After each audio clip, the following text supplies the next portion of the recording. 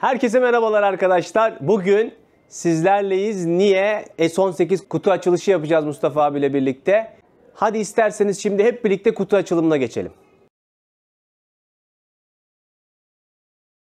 Mustafa abi şöyle bir gösterelim istersen. Yanaş şöyle bir kutu içeriğinde bizi neler karşılıyor. Müşterilerimiz görsün. Şöyle bir D&M'in süspansiyonunun kataloğu var. Detaylı bilgi almak isterseniz bu kataloğu inceleyebilirsiniz. Aracın kendi user manual'ı var. Buna bakabilirsiniz. Güzel bilgiler var burada. Bu kataloglar yenilendi bu arada. Eski katalog değil. Bunun içerisinde cihazı nasıl süreceğinizle alakalı da küçük bir eğitim bölümü de var. Bakın şöyle. Bilmiyorum ne kadar gözükür ama böyle bir eğitim bölümü de konulmuş. Sürmenizin nasıl sürmeniz gerektiğiyle alakalı bütün bilgiler ve özellikle bunu geçiştirmeden altını çizerek söylemek istiyorum. Koruma ekipmanı. Katalogda da yazıyor. Ben de şiddetle size öneriyorum. Bazı videolarımda bunu söylemeyi unutuyorum. Lütfen affedin ama bu cihazları kullanıyorsanız kask, dizlik, dirseklik kesinlikle kullanacaksınız arkadaşlar. Bunun başka alternatifi yok. Diyerek hemen kutu açılımına devam edelim. Şöyle S18'in adaptörü. Şimdi sırada pompası var. Pompa da yenilendi arkadaşlar. Eski pompaya göre daha bir metal. Deflate tarafı da var. Pompamız da burada. Şu takoz süspansiyon ayarını yaparken kullanabilirsiniz. Kullanmayabilirsiniz. Ama kolaylık olması açısından paketin içerisinden çıkıyor. Evet, şimdi cihazı görmeye geldi sıra. Evet. Tam. Heyecan katalım biraz. Bir 3, 2, 1. İşte burada. Canavar burada. Şimdi ben bunu inşallah çıkarabilirim. Bismillah diyelim. Evet, çıkardım. Eskiden çıkaramıyordum. Demek ki bende de ilerleme var. Şu tek tekerin tasarımına bakar mısınız? Ve bu teker hala günümüzde güncelliğini yitirmiyor. Bu King Song'un ne kadar başarılı bir tasarım yaptığının göstergesi. Hala fütüristik, hala bunun gibi böyle naked bir tasarımı olan bir cihaz yok. Bilmiyorum, siz ne düşünüyorsunuz? Lütfen yorumlarda belirtin. Abone olmayanlar lütfen abone olsun, takip etsin. Yeni içeriklerle sizlerle olacağız. Sürpriz içeriklerimiz olacak. Evet, cihaza dönersek en önemli değişiklik zaten pedal. Spike pedal bunlar. Çıkıntıları var. Bu çıkıntılar sayesinde kaydırmıyor ve açılma kapanma hissiyatı da çok iyi. Eskiden mesela böyle hafif şey yaptığınız zaman pat diye düşüyordu. Şimdi daha böyle tutucu bir pedal olmuş.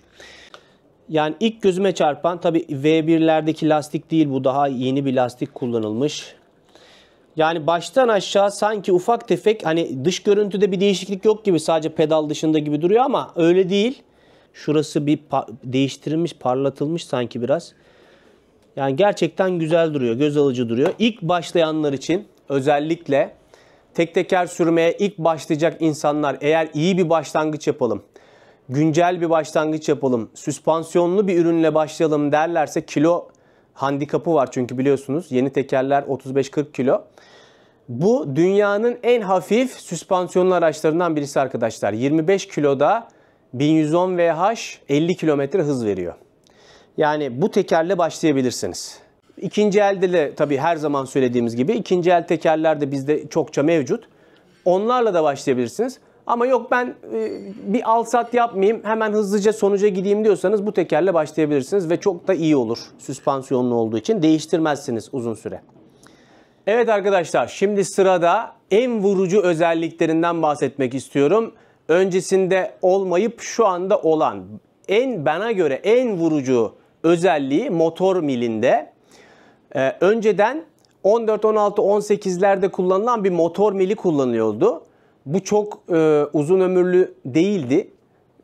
Fabrika bunu direkt diğer modellerde olan, bunun abileri S16 Pro, S19, S22 abilerinde olan sistem göbekten vidalı sisteme geçti motorda ve bu ne demek? Motor mili içerisinde dönmüyor sistem. Tamamen motorun gövdeye tutunduğu vidalar var. Çok sağlam bir şekilde ve evladiyelik oldu. Bu bence bu teker için en önemli iyileştirmeydi. Diğer iyileştirmeler anakartla alakalı 12 MOSFET'e geçildi. Daha dayanıklı. Önceden mesela biraz öne doğru fazla yüklendiği zaman hemen bip uyarısı verip şey yapıyordu. Şimdi onun toleransı daha iyileştirildi. Farda bir iyileştirme var.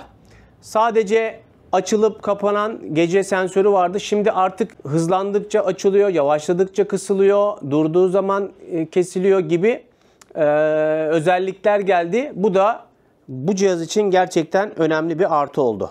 Evet, bir diğer iyileştirme, biliyorsunuz kutudan 2,5 amperlik bir şarj aleti çıkıyor ve tek şarj yeri var bu cihazda. Ama önceden bu 5 amperken şu an artık bu 10 ampere kadar, yani 10 amperlik bir adaptörünüz varsa soketleri uygun olan 84 voltluk tabii ki, bu cihazı 10 amperle şarj edebiliyorsunuz. Bu da bence devrim niteliğinde bir iyileştirme oldu. Evet arkadaşlar, bu cihazın öne çıktığı yer neresi diyecek olursanız ağırlık. Ve bu S18'i nasıl kaldıracağımı size gösteriyorum. Sapını indirdim. Tek elimle kaldırıyorum. Bakın görüyor musunuz? Ben 70 kiloluk zayıf bir insanım. Yani çok güçlü olduğumu söyleyemem. Ama bakın tek elimle kaldırıp istediğim yere götürebiliyorum. Başka bir şey de alabiliyorum. S19'da, S22'de durum nasıl? İki elinizi kullanarak şöyle önden ve arkadan iki elinizi kullanarak şu pozisyonda kaldırıyorsunuz. Ama bunun en önemli yanı, bakın tek elimle cihazı kaldırabiliyorum. Evet arkadaşlar, S18'in genel hatlarıyla iyileştirmeleri ve cihazla alakalı düşündüklerim bunlardı. Sonuç olarak toparlarsak, aracın maksimum hızı 50 kilometre ve maksimum menzili 110 kilometre.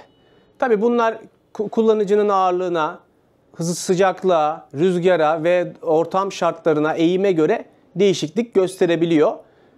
Realiteyi sorarsanız da 80 kilometre civarlarını veriyor diyebilirim. Şu anda stoğumuzda mevcut.